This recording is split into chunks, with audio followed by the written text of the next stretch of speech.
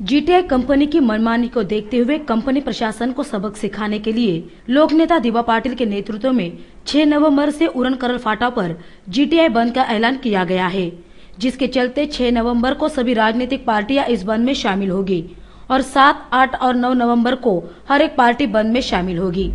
GTI बंद के बारे में रणनीति तय करने के लिए शनिवार को विधायक विवेक पाटिल के नेतृत्व में उरण शेकापक्ष पार्टी कार्यालय में प्रमुख कार्यकर्ताओं की एक बैठक आयोजित की गई थी।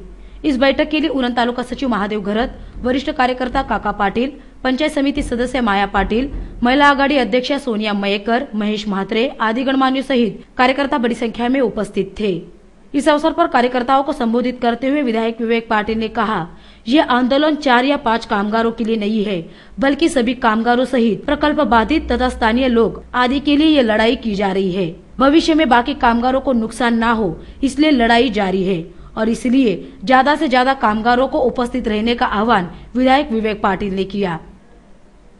या सगळ्या ह्याच्यामध्ये एक गोष्ट आपण कार्यकर्त्यांनी लक्षात ठेवली पाहिजे, कारण 3 किंवा 4 कामगारांच्या नोकरीचा हा प्रश्न नाही, तर हा या विभागातल्या संपूर्ण प्रकल्पग्रस्तांचा विषय निश्चितपणे महत्त्वाचा आहे आणि त्या दृष्टिकोनातून आपण शेतकरी कामगार पक्षाच्या कार्यकर्त्यांनी हा आंदोलनाकडे बघितलं पाहिजे।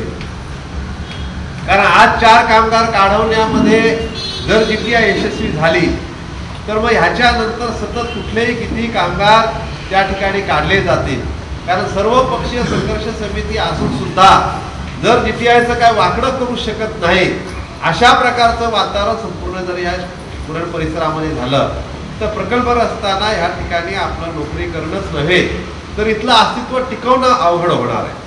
म्हणून ही लढाई 4 कामगारांची नसून साऱ्या प्रकल्पग्रस्तांच्या अस्तित्वाची लढाई आहे। ही गोष्ट डोळ्यासमोर ठेवून आपण ह्या आंदोलनामध्ये पडलं पाहिजे किंवा या आंदोलनामध्ये सहभागी झालं पाहिजे। अपने भाषण में विधायक विवेक पाटिल ने कांग्रेस के नेता बाबूराव रामिष्टे ने हाईकोर्ट में जो अपील की है उसकी कड़ी शब्दों में आलोचना की।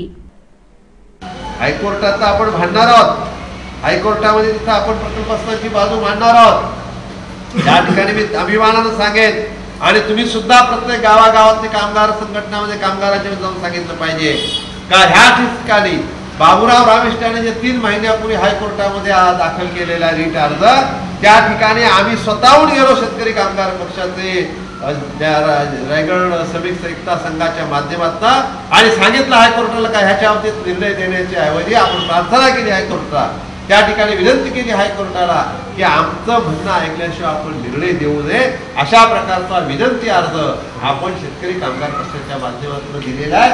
अन्य कुठल्याही संघटनेनं अशा प्रकारचा अर्ज दिलेला नाही। हे प्रकल्पग्रस्तांची आणि स्थानिकांची चिंता हा शेतकरी कामगार पक्षाला आहे आणि शेतकरी कामगार पक्षानं सुरुवातीपासून केलेलं आहे। 84चं आंदोलन सुद्धा आपण शेतकरी कामगार पक्षाच्या लाल बावट्याखाली दिले।